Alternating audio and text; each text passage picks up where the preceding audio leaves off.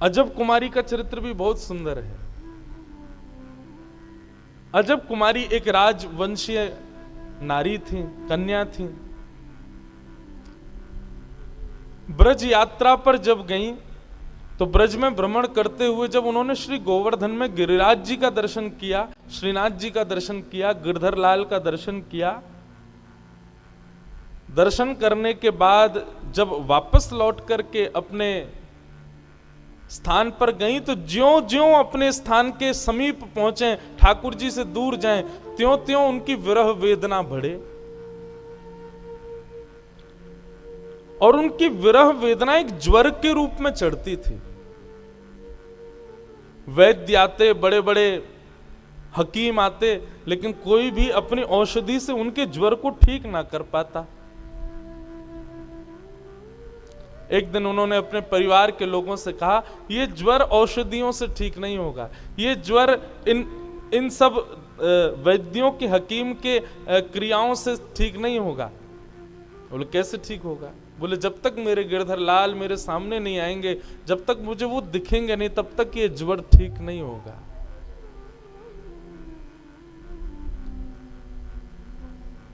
उनके पिता आदि जो राजवंशी थे, सबने कहा देखो हम तुमको दर्शन करने भेज देंगे, लेकिन सदा के लिए तुम ब्रज में रहो, ये आज्ञा तो हम नहीं देंगे।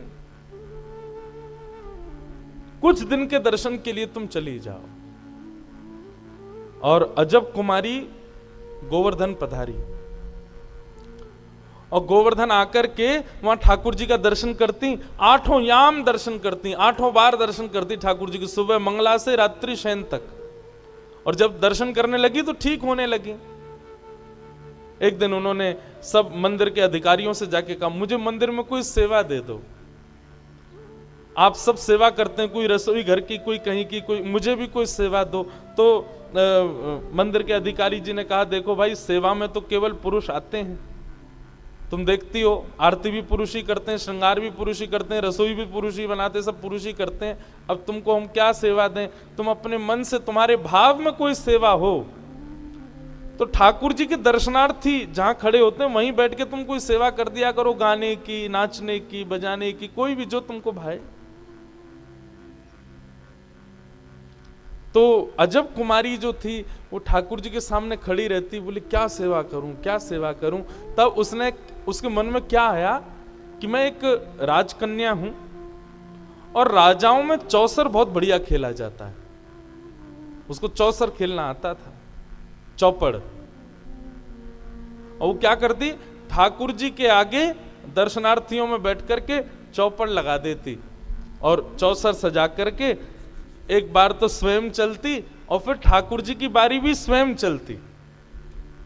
ये मेरी बारी है, ये ठाकुर जी की बारी है।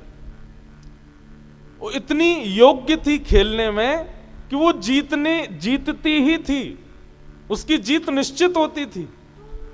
लेकिन जैसे ही उसकी जीत होने वाली होती थी, वो ऐसी चाल चलती कि स्वयं हार जाती, ठाकुर जी को जिता देती। और जैसे ही ठाकुर जी को जिताती, ठाकुर जी को जैसे सामने देखती, सामने बैठे गिरधर लाल की दतुइयां दिखने लग जाती, प्रसन्न हो जाते ठाकुर जी, इतने खुश हो जाते। और वो ये दृश्य देख के कि लाल जी के दांत दिख रहे हैं, दंतावली दिख रही है, खूब रोती। और रोज का उसका यही नियम कि अलग अलग ढंग से ठाकुर जी के संग चौसर खेलती, और चौसर खेलते खेलते जैसे ही जीतने वाली होती, जब जीतने वाली होती थी तब बीच में ठाकुर जी को जब देखती तो श्रीनाथ जी के पसीने आ जाते थे। बोले अब मैं हार जाऊंगा, अब मेरी हार एवे वाली है, ये तो जीत रही है। और जैसे ही हारने वाले होते थे ठाकुर जी, सो नीची नजर करके ऐसी चाल चलती कि स्वयं हार जाती, उनको जिता देती।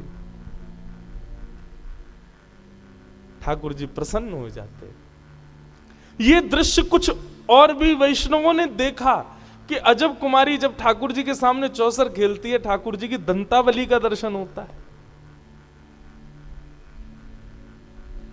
1, 2, 3, 4, 5 दिन हो गए। अब अजब कुमारी के घर के लोग कहने लगे वापस चलो, वापस चलो। अजब कुमारी बोली एक खेल और खेल ले तो। आज पुनः खेल खेला, इतना टक्कर का खेल हुआ कि महाराज कौन जीते कौन जीते। जैसे ही अजब कुमारी ने चाल चली तो अजब कुमारी की अगली चाल पर जीत घोषित होनी थी। और जीत होते होते होते होते जैसे ही उसने चाल चली ठाकुर जी को जिताने की, ठाकुर जी को जैसे जिताया, आज ठाकुर जी फूले नहीं समाये, क्योंकि आज तो जीतने के कोई भाव ही नहीं था। आज तो ठाकुर जी को पक्का था मैं हार जाऊंगा, लेकिन आज फिर अजब कुमारी ने जैसे जिताया तो आज ठाकुर जी हंसे नहीं, अजब कुमारी के सामने प्रकट ही हो गए। और प्रकट हो गए, अजब कुमारी को हृदय से लगा लिया। हृदय से लगा करके ठाकुर जी लिपट गए अजब कुमारी से, और लिपट करके बोले मैं तुमसे बहुत प्रसन्न हूं, मुझे बहुत अच्छा लगता है तुम आकर के मेरे साथ खेलती हो, बताओ तुम्हें क्या चाहिए। अजब कुमारी ने कहा जो मांगूंगी सो दोगे, वो तुम मांगने में देरी करोगी, मैं देने में देरी नहीं करूंगा। बस यही भाव जान करके अपने हाथ में ठाकुर जी का हाथ लिया और कहा वचन दीजिए कि आप मेवाड़ में विराजेंगे, ताकि मैं रोज आपका दर्शन कर सकूं, मैं आपसे दूर नहीं रह पाऊंगी। अपने अत्यंत प्रिय ब्रज को, जिसको ठाकुर जी एक पल भी विसारते नहीं है, जिसको एक क्षण के लिए भी ठाकुर जी छोड़ते नहीं है। हमारे ब्रज में कहते हैं ठाकुर जी जब मथुरा चले गए तो उद्धव से कहते हैं ऊधो मोहि ब्रज बिसरत नाही, मैं ब्रज को भूल नहीं पा रहा। इतना प्रेम ठाकुर जी ब्रज से करते हैं। अभी 3-4 दिन पहले हमारे द्वारिका के पुजारी जी अहमदाबाद में मिले तो उनका भाव भी था, मैंने भी एक भाव कहा कि मैंने ऐसी कथाएं सुनी हैं कि प्राचीन काल में जब साधन नहीं थे ना, तो कभी कभी द्वारिकाधीश का श्रृंगार बहुत सुंदर हो जाता था। तो जब श्रृंगार बहुत सुंदर होता था ना, तो पुजारी आपस में शर्त लगाते आज ठाकुर जी बहुत सुंदर लग रहे हैं, जरूर कोई ब्रज से आ रहा होगा, इसीलिए इतने सुंदर खड़े हैं ये। आज इतना सुंदर भोग सामग्री बनी, इतने सुंदर श्रृंगार किए, जरूर देखना शाम तक कोई ब्रज से आ रहा होगा, इसीलिए सुंदर लग रहे हैं। और ये बात आज भी अनुभव करते हैं। ब्रज का कोई ब्रजवासी पहुंचता है तो ठाकुर जी अलग ही दिखते हैं उस दिन।